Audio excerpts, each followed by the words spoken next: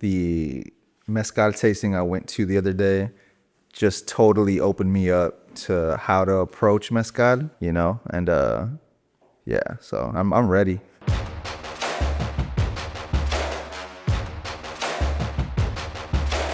How's it going, everybody? Welcome back to the Mezcal Buzz Experience. Today we have a very special guest. We have Eric Mancha, Mexican-American artist and painter, who's here to join us for some nice mezcal tasting. That's right.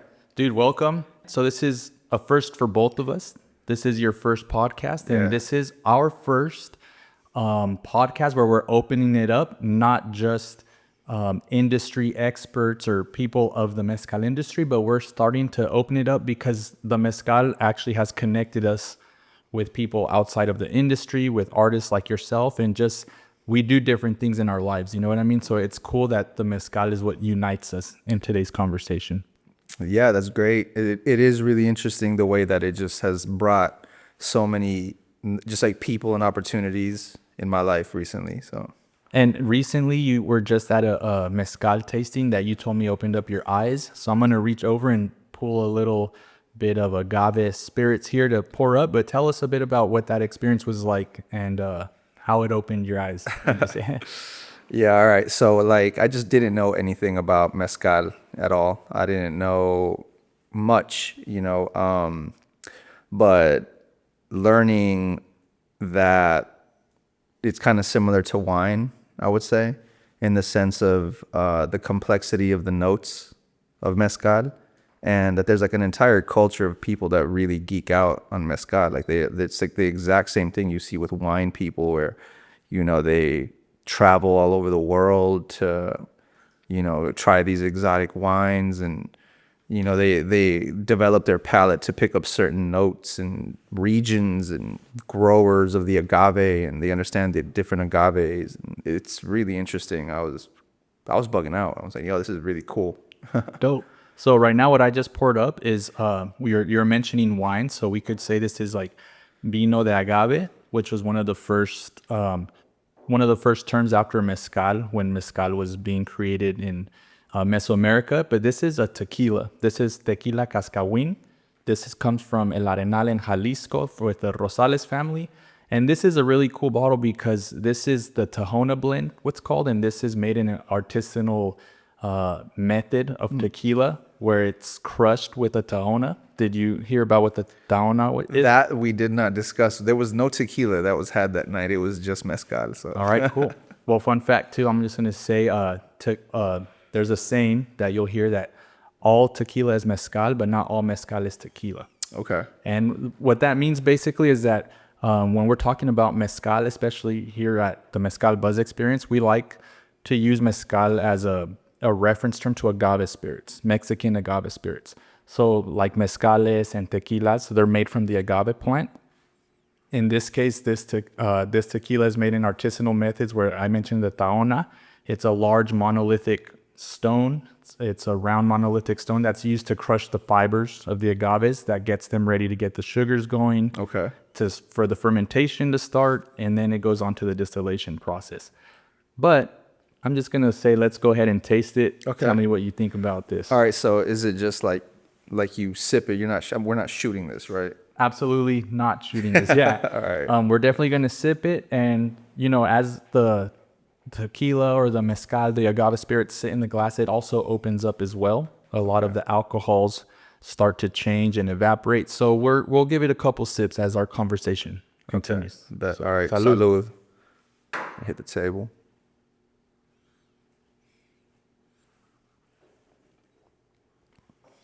Oh, that's smooth. It does taste like tequila, though. I could definitely taste the tequila.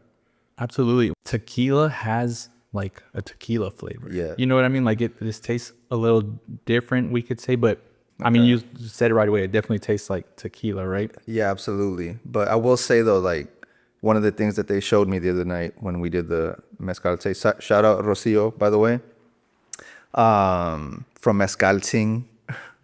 Mezcal Por Siempre was her thing. But yeah, like they showed me, to smell in the glass first and see. That also opens up the palate. You open up your mouth a little bit, just like smell it for a little bit. And that's how you kind of start to pick up all the fine notes. Am I right? That's how you approach it? Putting y'all on game, just letting y'all know for those out there. Yeah, hell yeah. And also, I mean, our first sip, whenever we're tasting like a spirit that's like high proof, in this case, this is coming at 42% ABV. So it's lower than what we would find traditional mezcales at, but it's still a higher proof for most tequilas. And it's a high proof. 42 is a high proof. So the first taste that you're going to give it, it's going to be shocking to the palate, shocking to the mouth. The alcohol's going to give you sensations first, right? Okay. But now that our palates are primed and we know what sensation we're expecting, we could dive back in and start getting different flavors, different aromas. To me, Cascahuín is really good. It's very citrusy, like orange, orange peel, and like a mature orange is some of the flavors that I get in Cascahuín. And that's the name of the agave, Cascahuín? This is the name of the brand, the Cascahuín Distillery with the Rosales family. And all tequila is made with Blue Weber agave. Blue Weber. That's the name of the agave, Blue Weber. Okay. Agave tequilana. And so we'll dive more into that. But Eric, I want to dive in and learn about you on this podcast, right? And there's some cool projects that we're going to talk about in the future, a specific one. But tell us about Eric Mancha and how you became the painter, the artist that you are today. Yeah. So, I mean, I was born in Eagle Pass, Texas. It's like a border town, right, that straddles like Coahuila on the Texas side. And, you know, how I grew up was like, it wasn't like a lot of opportunity in that town for like artists and stuff like that. And since I was really young, I showed this insane interest in drawing, specifically drawing. Like I would draw with anything. I would draw with my mom's lipstick. I would draw with pens, pencils, napkins, whatever. And I was just like absolutely terrible at sports, man. It was like tragic. My mom was like embarrassed. You know, my family was like, this is shameful. You know what I mean? But like when it came to drawing, it was like I was a superstar. And I even remember like, because, you know, like it's kind of what you would consider like the barrio, right? Mm-hmm. So we had cholos and all that stuff in the 90s. And I remember like I would even like, I got really good at drawing roses and like lowriders just from like memory. But like specifically roses. And I would draw like that banner that wraps around the stem with like the blood dripping off the bean or whatever thing. And I'd put some fool's name on there with his girl, and I'd be like, you know, hey bro, I made this for you and your girl. And they'd back me up whenever I'd be walking home from school, so I wouldn't get like beat up and shit. So, but anyhow, like my mom, when I was 6 years old, enrolled me in oil painting lessons, and that's when I like really kind of began my journey into art. It was like I was exposed to like traditional fine art making from like the European masters, you know, how to do an underpainting, how to find the horizon line, you know, light, shadows, color theory, everything at 6 years old. And then, you know, that base right there, like just led me down art my entire life. Like I went through high school making art.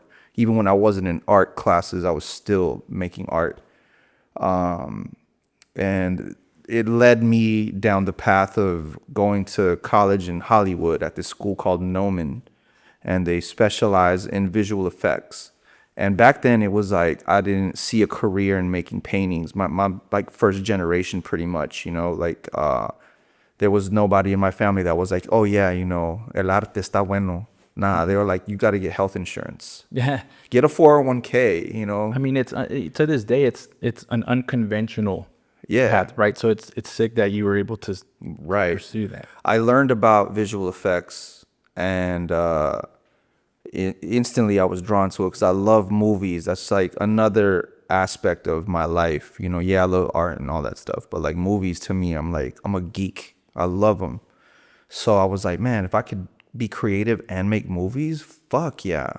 So I did that, got my career going, and I've worked on mad titles. Like I've had a lot of success in visual effects, but then came the pandemic and everything stopped. It was like I put in all this work and I was just rolling. And then 2020 hit and it was like, I was like, yo, this is crazy. I got nothing to do. So I remember like my family was like, yo, you got to be smart right now. Be smart with your money. You don't know what's going to happen.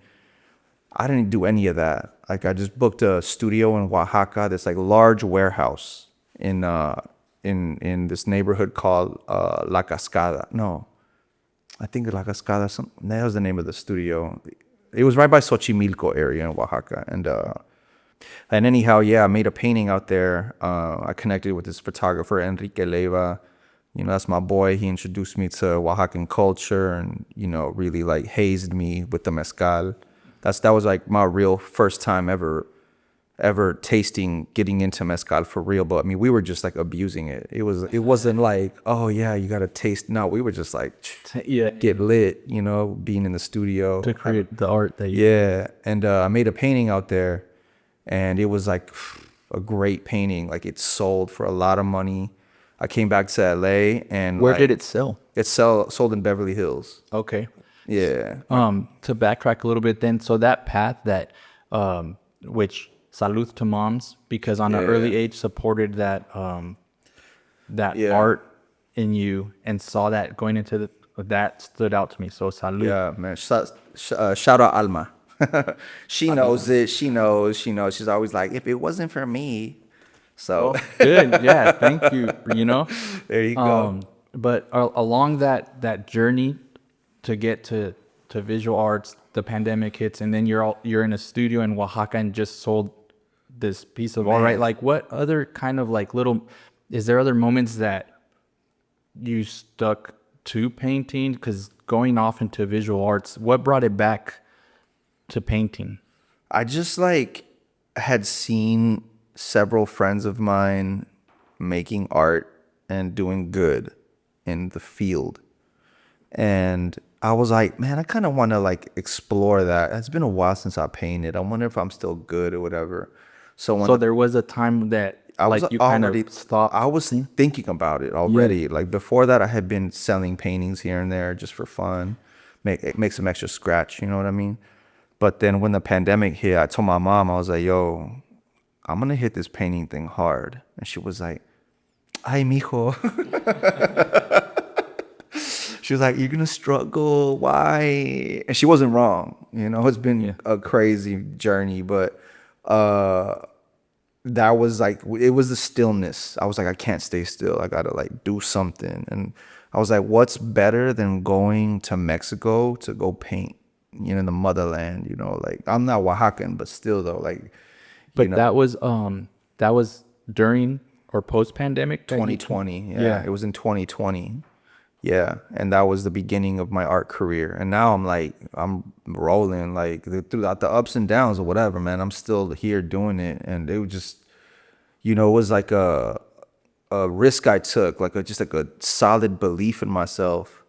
And also, I just like love it. I did it out of love. I didn't do it for nothing else, no clout, no money. I didn't do it for any reason other than for the love. And it paid off because like when you do it out of love, like it really does return to you. Like people really resonate with that, you know? And that's one of the things I learned. And I'll tell anybody who wants to be an artist or a creator, the love got to come first, you know, and then everything else follows. So. And so with that said, I think that's a great segue to, we're going to bring it back to Oaxaca now.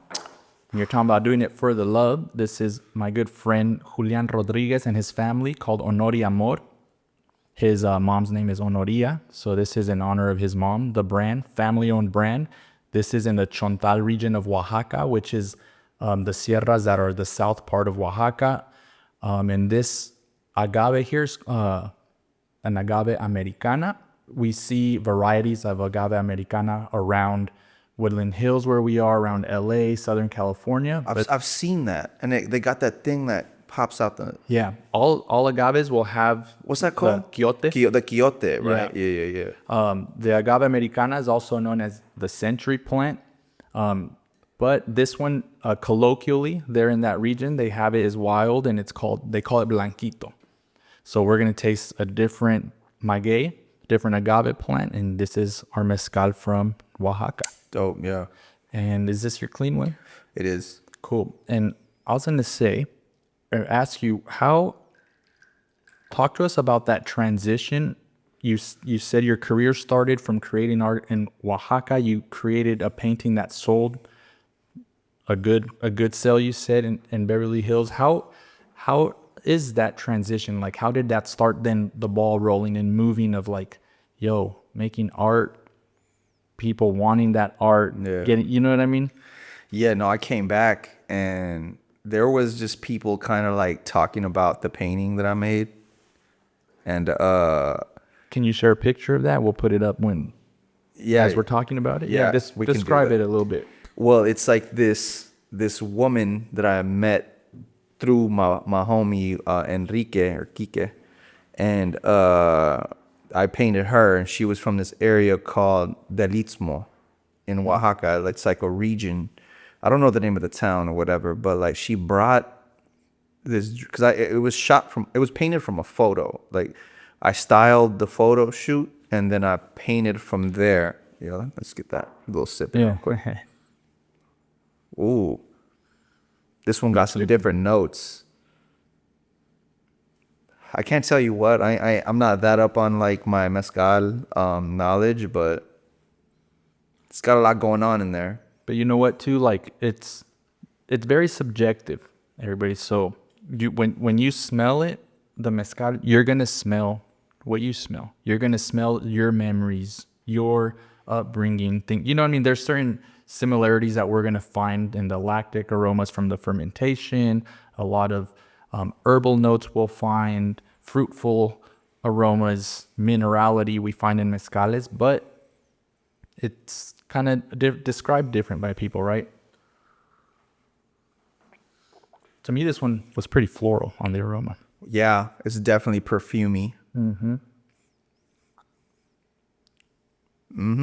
That's kind of all that I'm getting right now. But again, what do I know? Dude, you know you. Yeah, I mean, to me, it's got like a perfumey kind of vibe, and it's not like turning any direction. It's kind of staying there for me, you know? And like, what's perfumey, right? Like florals, aromas. Is it like dry flowers, white flowers? It's a little peppery too. Peppery. Do you get that? I got it on the what's the retro breath on the first taste. I get peppery. Like retro breath. That's like the name of a band or something. That'd be a sick name. Retro breath. Yeah, and you know, it's interesting because like we have our nasal cavity, interesting enough, like we have external smell.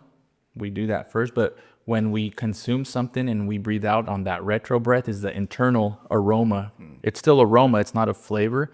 We get different sensations. It passes a different part of inflammatory glands or something like that. It gets all scientific. Okay, that is very scientific. That's cool. That's good to know, though. Yeah. But one of my favorite things too is mouthfeel of mezcales. I like tingly. I like mezcal with the kick, numbing sensation that you get. So I get a little bit of the numbing here, definitely a little bit of a prickliness.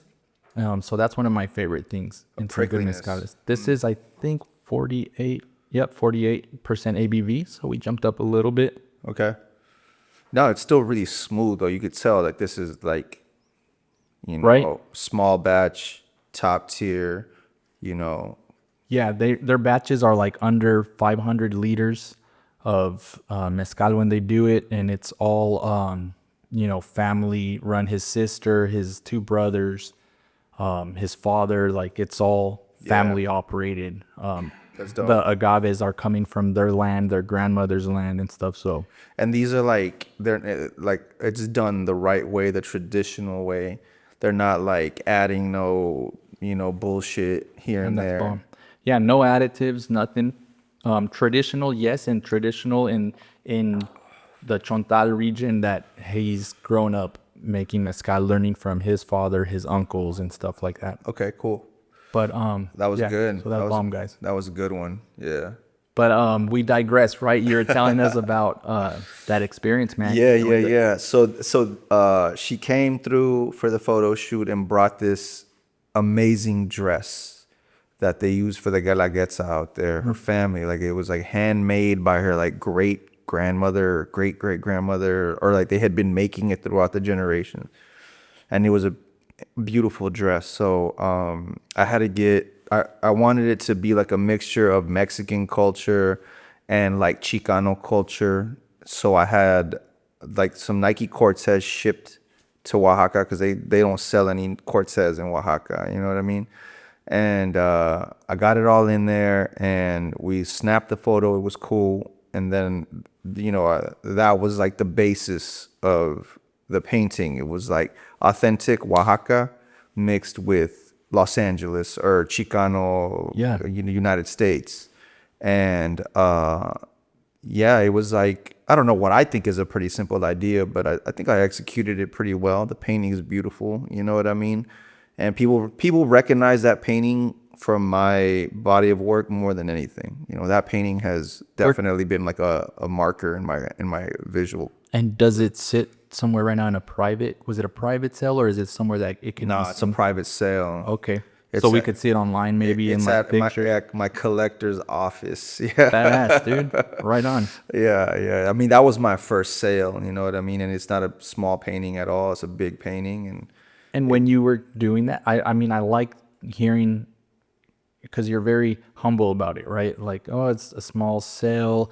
I mean, it came together good, but you just said like putting it together, you dressed it up, shipping the shoes, combining it with her dress, a family dress from the Guelaguetza, and you're building this image, because you said then it was a photograph. So did you first had a photo session? Yeah, we did a photo shoot. My friend Enrique is a photographer. He's like insanely talented, and so he helped me put that together. And then that was it. And then I came back to LA, and there was like some people who came up to me. They're like, yo, people I didn't know. Like, I was at Escuela Taqueria, R.I.P. Steven. And people were like two people came up to me, and they were like, hey, you're that artist who made that one. I was like, yeah, you saw that? And they're like, yeah. I was like, okay. I was like, shit, maybe I got something going on here, right? I was like, maybe I got to keep this thing going. And then I just fucked everything up repeatedly. Like, I couldn't make a painting that hit. It was like I had the one painting, and I tried to like recreate that moment for myself. Yeah. And I just could not do it. It was like, I was like, damn, man, am I a one-trick pony? You know what I mean? Yeah. It was like kind of a difficult hump for me to get over. I was still like, I guess I found you thought about it a lot, right? Well, I found a success like with the first one. Yeah. You know what I mean? And then I was like, but damn. With the first one, was it petitioned, or were you guys just vibing, doing stuff, and then it sold? Or did it get petitioned and like you did it to sell it? No, it just got sold. Like, you know what I mean? So somebody sold it. Like, I had to like break off some money to an art dealer, who got it sold for me. But you just did it 100%, like just vibing off, like creating what you love there, right? But then I was like, shit, what's my next one? Yeah. And I didn't have like a visual style yet. I wasn't like really locked into like what I wanted to say or how I wanted to paint anything. So then it was just like a lull. But I just kept grinding. I just kept going, doing it. No, nothing was happening. It was the pandemic. So I was just painting and, flopping, straight just, and all that dubs. painting. What kind of stuff inspires, like, as you're crushing through different paintings and trying to recreate that sale, but then at the same time just creating art from your experience? What kind of things motivate you from your mind to a piece? And you said you do different formats, right? Different types of media. So like, what's your mind process going through? Like, needs to be my art. Yeah, well, back then I just was trying to figure it out. I didn't know what to do. I was like, well, the photo shoot worked, so let me just schedule photo shoots with people and style them and put them in Mexican clothes and then flip it with like designer shit. And I don't know, it was a cool idea, but then it was like my idea started to evolve over time. And then I started getting better and better and better and better, and then I got tapped by a gallery in Beverly Hills. You know, I'm like Mr. Beverly Hills. I don't know why. I'm just like Beverly Hills just keeps calling. So Beverly Hills Gallery, it was like a no-name space. I was like, it was basically like a gallery where I'm like, this isn't even like a gallery to me, you know, because nobody knows this place. But they offered me a solo show, and I was like, I've never even been in a group show. You're offering me a solo show. I was like, I'm a little intimidated right now because who am I? Like, even though this space, whatever, I'm like, you're kind of putting me in a spot where I'm like, I don't really know what the hell I'm doing yet. So I took it. I was like, yes, let's do the fucking solo show. And I just grinded out. I just started making these paintings. I was like, I like brands, so I'm just going to curate it with like cool people that I see, that I know, and then place them in front of these like logo style paintings, right? Like these colors, like Tres Flores, the brand Tres Flores, you know, the one. But I was like, but I'm going to take the branding out. I'm just going to use the color theory behind and let people figure it out. And that was the whole thing. I was like, I just want people to figure it out. I want them to be like, oh, that's LA Looks. Oh, that's Tres Flores. Oh, that's, you know, whatever. And that was the show. That was what I created for the show. And I just like tried to connect the dots with people. I was like, yo, I got this thing coming up. And people ended up like pulling up for me in a big way. It turned out to be like a huge success. You know, I had like a no-name space, and there was all these art shows that night, and everybody went to mine. Hell yeah. I was going up against some big names that night too, and I was like, ain't nobody gonna come to my shit. Like, but everybody came to mine. It was Beverly Hills. It was like a Latino, and not just like outside. I wasn't like over on the outside. I was on Santa Monica between Beverly and Rodeo. Like I was in the mix. You know what I mean? And so everybody pulled up, and it was cool. It was a great experience for me because I was like, damn, like I didn't expect it to be like this. And then from then on, I was just rolling. You know, I sold half of the paintings that night. I only showed 6. I sold 3.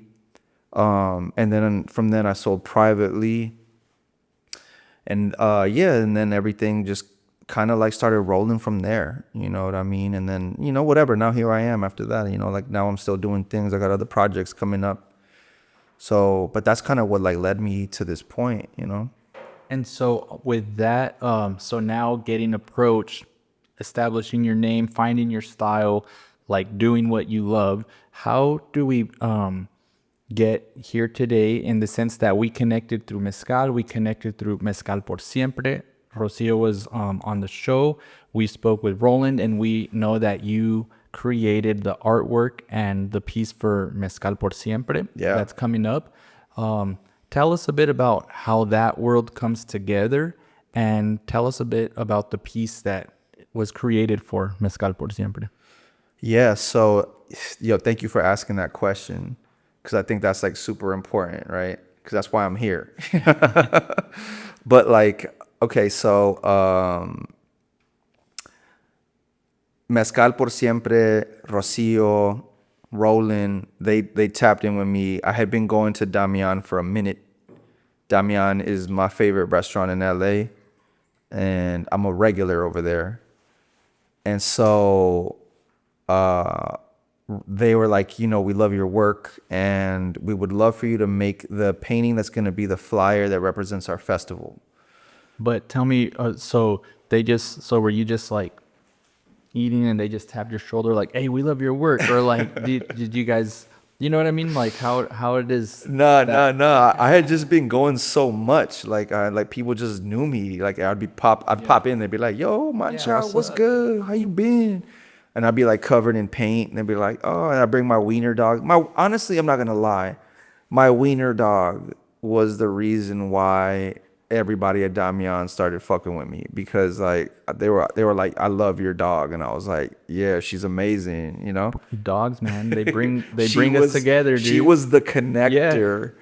And my wiener dog is an angel. She's the best. I love her. She's like you know. Anyhow,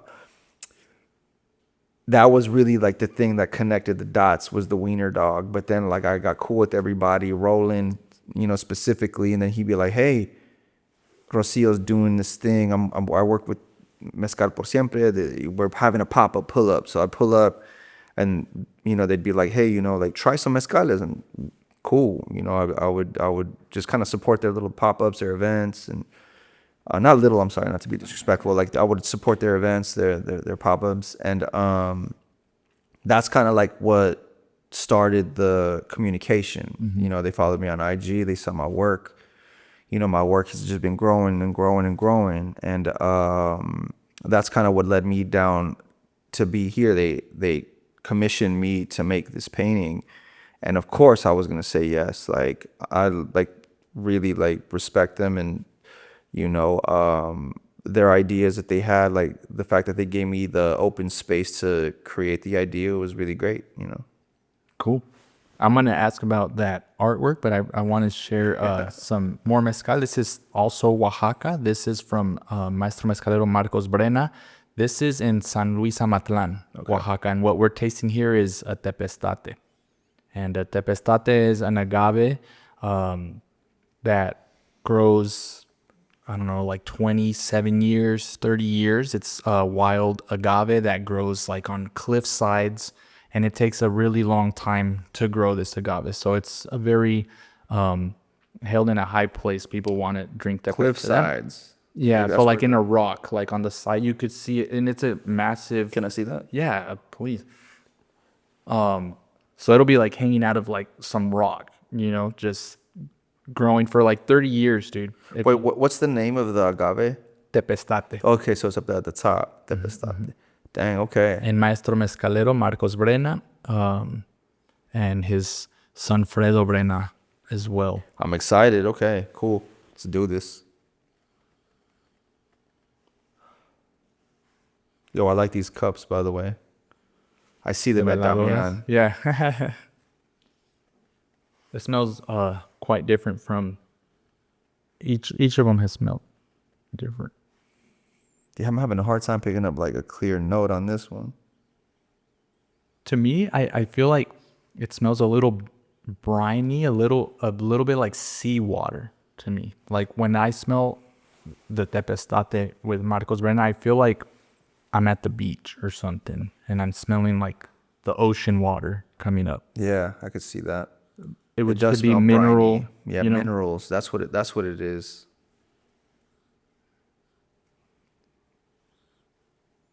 Well, you know what? Yeah, I'm gonna try it now. Yo, the flavor is way different than what the smell was like. Yeah. It literally, to me right now, not to say it sounds gross or whatever, it does taste like seawater though, kind of to me. Or like like aquarium. It tastes like the ocean. That's crazy. Something you said that's really cool too is that it tasted way different than it smells.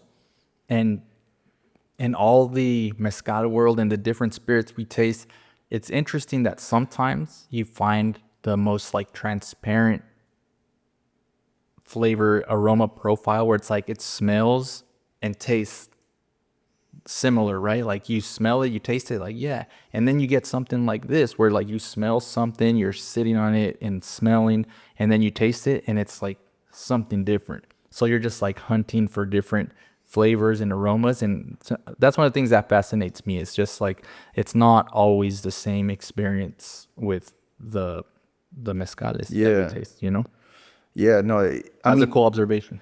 You did say that it smelled like ocean. To me, I didn't get that, but it tasted like ocean, which is a trip. But it definitely tastes very minerally to me.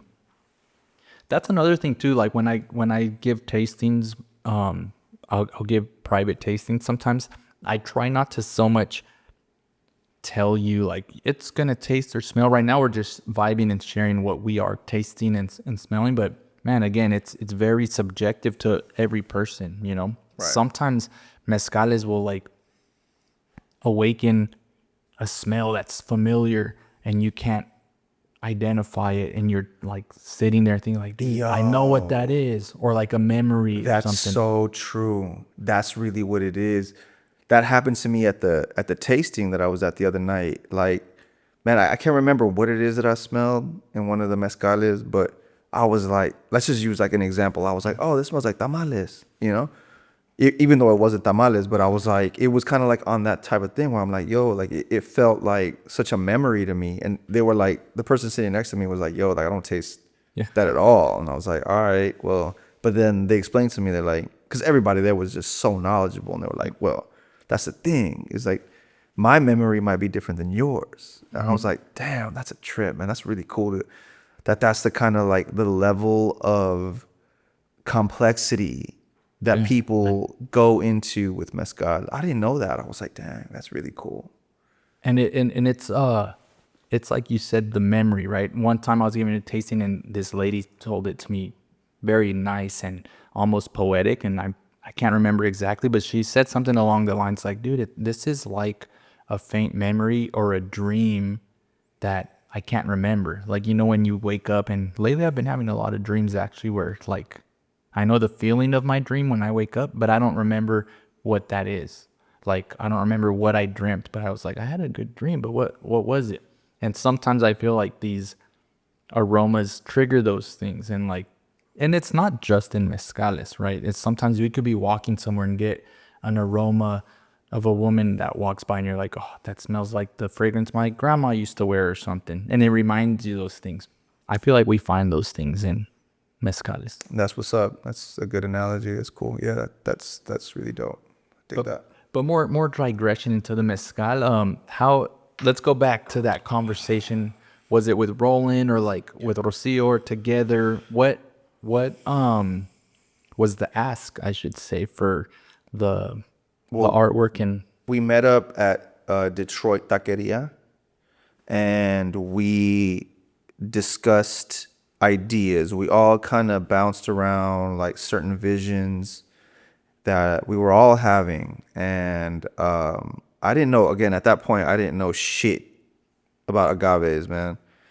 And they kind of had to like really break it down to me, the process, excuse me. And so when I realized that in order for an agave to pollinate, that thing pops up. What's it called? the quiote. The quiote? Is that how you say it? Quiote. And okay, so the quiote pops out, and that's where the birds, like the bats and all that, take the seeds or whatever the pollen, and spread it around, and that's how more agaves get planted and grow and continue to grow. But the agave, in order for it to pop out, the quiote, it has to die. And I was like, damn, that's fucking like epic. So Rocio was like, yo, the graveyard. And I was like, the Boyle Heights one, right? She's like, yeah. I was like, what better analogy to take an agave that's not in LA, because mezcal to me is from Mexico, right? That's a Mexican thing. And they're having the festival in Los Angeles. So what better way to tell that story, to build a narrative, an agave that shot up the quiote and is dying now inside of a graveyard, the Boyle Heights graveyard, overlooking the city of LA. I was like, that's the image right there. That was it. So I went to the graveyard myself, and I took some photos and for reference, and I found some stock photos of downtown LA, and I found some photos of like an agave with the quiote popped out, and put it all together and like collaged it, and then made the perspective work, even though it wasn't real. Like, it's not a real thing, what I made, I totally created it. But I did take real reference, and because I wanted it to feel like an accurate. It wasn't like, oh yeah, this is my interpretation. Yeah, I'm gonna go find the spot. No, I wanted to be like, this is what the shape is really like, And so, and I love that that you mentioned that, because I love that perspective that it's almost like an equal perspective, but it gives like a perspective of height You see the city in the background and the agave growing like the tall building. Yeah. Yeah, it's a great perspective. That Yeah, thank you. Yeah, I was like, shout out Nelda, my teacher when I was 6. She showed me perspective. Anyway, yeah, like they were like, all right, cool, you got like 2 weeks to do it. I was like, oh my God, that's crazy. I got to paint the whole skyline. But I did it, and yeah, it was cool. I actually really how liked that big is painting. it? What are we looking at? What's the dimensions? What media did you use? It's oil painting, and it's 4 feet tall by 3 feet wide, and it is gonna be for sale at the festival, the Mezcal Por Siempre Festival. So I am gonna have it out there, and just so everybody knows, anybody who watches this, it's for sale. But whoever buys it, all the proceeds from that painting are going to Cielo Organization. The organization helps families that have been affected by ice, and also like it brings awareness to indigenous cultures throughout Mexico. Like keeps languages alive, stuff like that. I really believe in that organization. So if anybody's out there thinking about collecting, this is a good one. Like I'm not taking no bread. Like it's going straight to the organization. So. Salud to that. That's right. Cheers. Yeah. Cheers to that. I had a question on the tip of my tongue, like the aromas and the flavors, and I just kind of went back a little bit. What was I gonna ask you, man? Read my mind real quick. Well, we digressed, and then we went back to the question, and we were talking about the ocean. I will say that the agave that you have in that is an agave Americana. It's one of the varieties of agave Americana. So that's a fun fact. We had a Blanquito, which is an agave Americana variety in Oaxaca. I'm not 100%. Oh, so the one that we just had is an Americana also, or the one we just had was a Tepeztate. Tepeztate, okay. And the one we had previous was the agave Americana. Yeah. Okay. So that variety looks like the one that's in the painting. Oh, okay. The Americana. Mm-hmm. That's what they look like. Okay, yep. Cool. That's the fascinating thing too. It's like there's like, I don't know, 40 different species of maguey that are used for mezcal, but there's like almost 400, I think, species of magueys around the world. Most of them, if not all of them, well, most of them endemic to Mexico that got spread throughout the world. Which, talking about that spread, and I think I remember, I was going to comment that I like this painting that you just did. You were mentioning how like having the Mexican plant, the agave, the maguey, rooted in LA, growing and giving its life like that.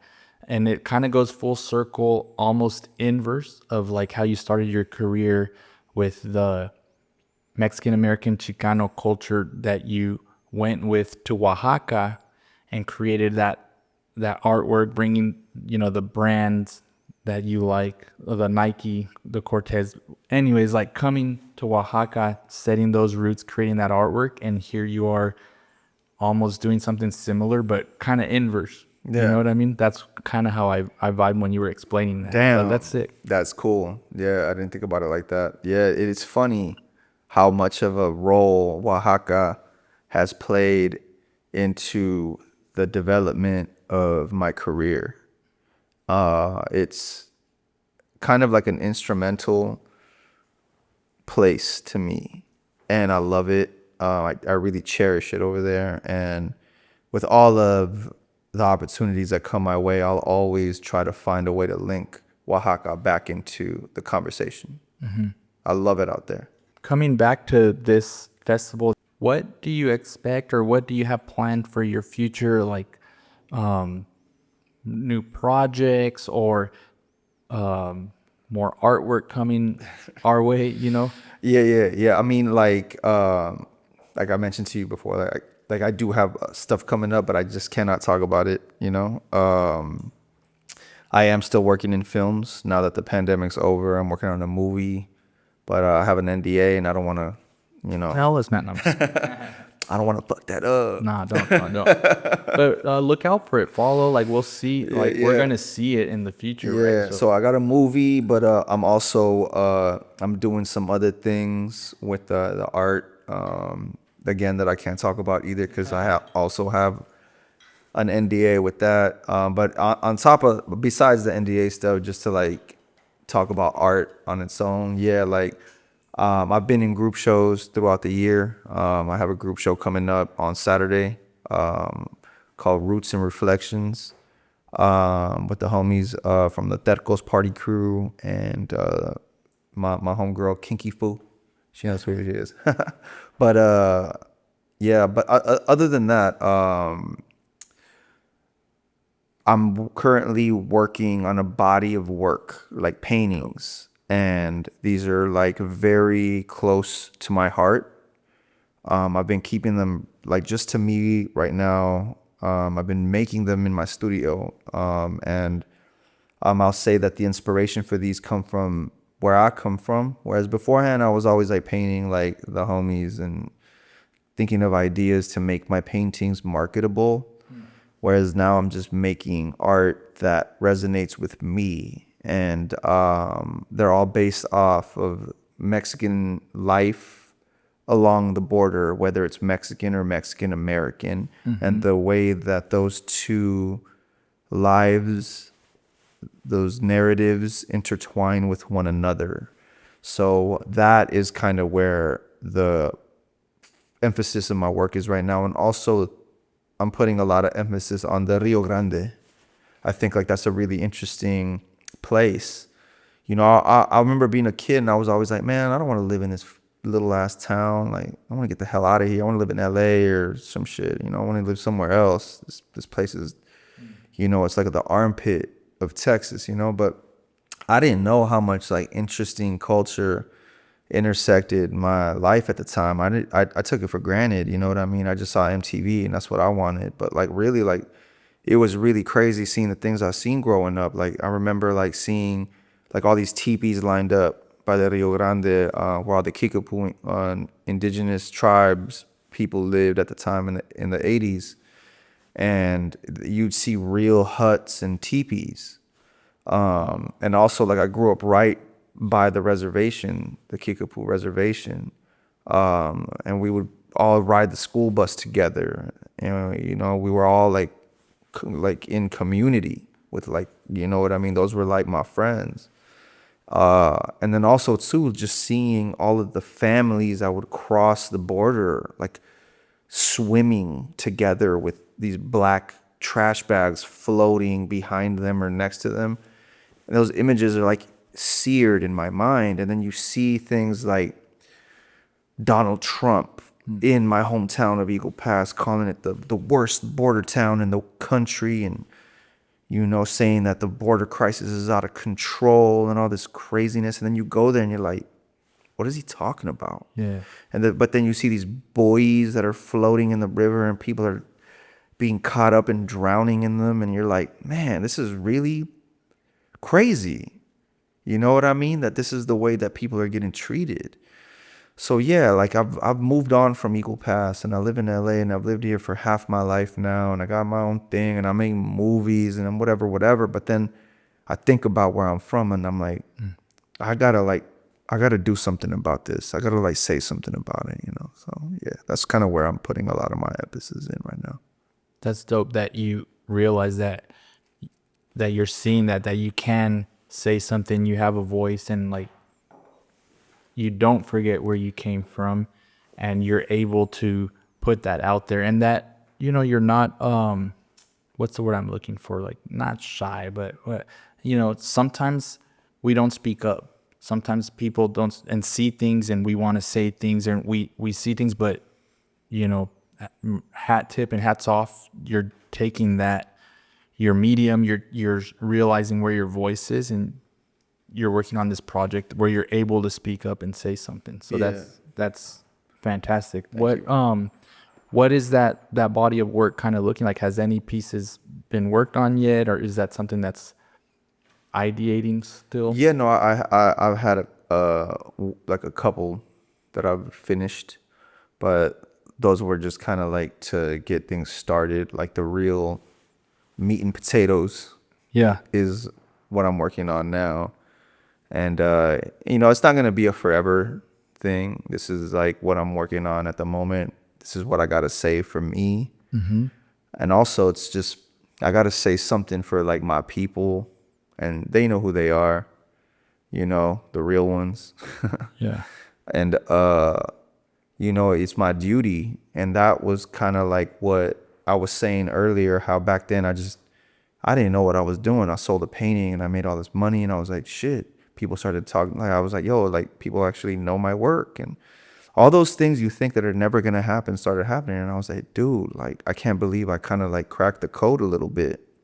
I'm not saying I'm nothing like that, because there's artists where I'm like, man, I'm just a little, and I'm just working and try to get my stuff out there, but like still though, like there was a win there, and Yeah. I didn't know what I was doing, and now that I've had some time doing it, I realized my purpose is, and it's not to sit here and just make money out of my art, and it ain't about how many paintings I sold or how many collectors I had. Like I have a career. I make movies. Like I'm making a movie now, and we're gonna win an Oscar. You know what I mean? And shit, like I make the art because I love it. I love it. And I have to do something good for people to feel something, you know? And that's what I need to do that. That's what I have to do. You said something really cool right now, and I want to touch on that because it resonated with me a lot. So I think we're gonna close off with this mezcal, but we're gonna continue the conversation. But I want to bring another Tepeztate. We just had a Tepeztate from San Luis Amatlan. This is another Tepeztate, but this one comes from Santiago Matatlan, a different region, a different maestro, Aron Mendez, and this brand is called Mezcal Firme, which is cool to bring this one because this is our friend Alberto Ochoa. We just had him on the show. He's also a California native, Mexican-American, Chicano culture-inspired brand, bringing in his culture with it, going back to Oaxaca, working with a maestro mezcalero who is partnered with him, owner of the brand. And they got this cool project as well going with some great mezcal. This mezcal was part of a box set where they had the community try it out, really taste what they had going on in the palenque, and pick. It was a box set of 3, a madre cuiche, a tepeztate, and a jabalí. And the tepeztate was fire. I liked it. Jack liked it. We were sipping it, and a lot of the community liked it, so they're coming out with this Tepeztate, but another cool project. And this is the same agave that we had previous, so it's going to be okay. So this is the mountainous. This is the one that I like the branding. I like the old English F and firme. This is fire. Yeah, man. I think you'll vibe with. Okay. Cool. Salud. Yo, this one smells like cheese. That lactic's there, huh? Right. Hold on. And that aroma comes, that is created in the fermentation of the whole process. We get that lactic cheesy aroma in the fermentation. What that is, lactic. Mm-hmm. But is it actually like milk, or is it like agave milk? It's not. Good question. It's not lactose. It's not lactic from milk, right? But it's lactic from the bacteria that consumes the sugars and turns them into alcohols. So a lot of it has to do with the maestros mezcaleros and their empirical knowledge and what they've learned and what stage of the process they decide to stop the fermentation. So when fermentation happens, they feel it, they smell it, they taste it, they hear it, how it's bubbling. That's and they're crazy. Like, it's warm, it's hot. They decide when they stop it. Some go longer, some go shorter. I mean, I can't tell you. These mezcaleros are like true artists. Mm-hmm. Like the art of making mezcal is so beautiful. And also just like the history of it, like how long it's been around. It's Absolutely. it's wild. And that's one of the things that's great about Mezcal Por Siempre that's coming up. It's a real festival. It's an event that's really bringing traditional mezcaleros, traditional mezcales in the real sense of the word, right? Yeah. Traditional to the communities that produce them, and really putting them in a spotlight and bringing maestros and maestras mezcaleros to come speak about their I don't even want to say their product, but like their traditions, their traditional spirit that they're making. And it's a great opportunity if you have the chance to visit this event to learn about that and speak to the maestros and the maestras and learn why it is a traditional mezcal, I mean, that's why I'm so proud to be part of this project, this festival, because like they're putting on for the people who are like keeping the traditions alive and doing it the right way. They're not cutting corners. They're not going the big corporate route. They're not adding sugar to their stuff. They're not like over here screwing people over. You know what I mean? They're working together to keep these old traditions from indigenous Mexico. The old what's that, Colombian or pre-colonial colonization. Hispanic. Yeah, all that. Like they've been doing this since before that. So the fact that they're still keeping that alive, and they're doing it for the love, because they love it. They don't want it to die. They don't want it to turn into some big corporate thing like you see in the news now. And they're like over here, like, saying this and then it's that. It's like, they're like the real deal. And what I like about mezcales tradicionales is that you're tasting the traditional taste, right? The traditional flavor of that community. They're making it how they make it, how they like it, and how they appreciate it. They're not changing the recipe. They're not doing anything for the consumer. Like, oh, they're gonna like it lower ABV because it's too rough, or they're gonna no. This is what we make. This is how we've traditionally made it for centuries, and this is the product. So it's a great way to taste historic flavors. Yeah, y'all gotta get tickets. Mezcal Por Siempre Instagram. Check out that link. You will not regret it. It's bomb. Anyway, let's talk about this one. How did this one taste to you? You know what? I'm having a hard time like pinging this one. I can't really get it on the nose. This one definitely was more prickly to me right now, and not briny like the last one. The aroma, like you said, there was some lactic aroma there, a little bit of cheesy aroma. I'm still getting the cheese. On the flavor too? I'm still getting the cheese. But it could also be because I'm like breathing it in while I'm sipping it. But like, that's really all I'm getting right now. I'm not really getting it. I'm getting a floral flavor on this one. It is aromatic. And at the what do you call that? At the wet breath? The retro breath? The retro breath. I'm getting some Your favorite aromatic band? yeah. I'm getting some like aromatic flavors that come up in the retro breath. Dude, and it's totally numbing, prickly to me. Like I could rub my tongue on the roof of my mouth and get that. I did want to say one last comment as we're coming to an end. You said something really cool, that having a voice in your artwork and making statements for what's happening to our community, what's happening across the country, not just border states. You said something like, oh, it's my duty to do something like this. I feel that way a lot of times too. And sometimes I even struggle myself in how do I phrase this, right? Like putting ourselves at risk to a certain degree to say something. I admire a lot of times, because we see stuff a lot online. My feed is, I think, targeting me, showing me all these different videos of what we see out there, and we see people that speak up a lot and helping. I'm speaking specifically about the ICE raids and everything that we see happen, and there's those who speak up or like get up there and say something. And I talk about it a lot with my family, and we were like, I haven't seen it happen yet in front of me. I don't know what I would do. I want to imagine what I would do. The right thing to me is to speak up, try to put a stop to this. And the reason I say I admire that is because sometimes we look in, like, right, my family's like, be careful, like, don't put yourself at risk because you have a family at home. And I understand that, and I feel that way too.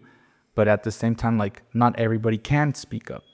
And so I like what you said, that like, it's my duty. Like, I feel like I'm in a position that I can speak up. So if anything like that ever happens in front of me, I like to, adrenaline kicks, and I don't know what I would do, but I do feel like those of those out there that are taking it upon themselves and stepping up and making moves, doing things for our community, I commend that, because that's the right thing to do, I think. And sometimes we have to look deeper and really think of consequences, because things are getting real, man. I don't want to make this like a political thing or like turn into that, but this is happening, and it's happening more and more. And I think that's why I feel like I'm even going to mention it or say something, because it's not slowing down. So it's kind of crazy to think that. So the fact that the conversation happens, you're making art to say something about that, and we as a community see that, I think, I don't know. I just went off that. That was like, I'm screwed. I don't know, man. No, you're right. Like, everything is political. Like, everything, it just is that way. And if you don't see it like that, I don't know what to tell you. You know what I mean? But yeah, I feel like, I'm not saying like I'm a one-trick pony and like over here, I'm making resistance paintings for, man. Like, but this is my time that I'm doing that, Yeah. And if y'all want to bite me and take my stock, go ahead. I don't care. You do it your way, I do it my way. We could all make work and, prosper and tell a story that's important. And that's what I want to do. And, once this thing is done, then there'll be another thing and another thing and another thing. And one day I'll be an old little man. I'll be like, yeah, this is my squiggle, So it is what it is. But while I'm here, I want to do what's important to me. So that's that.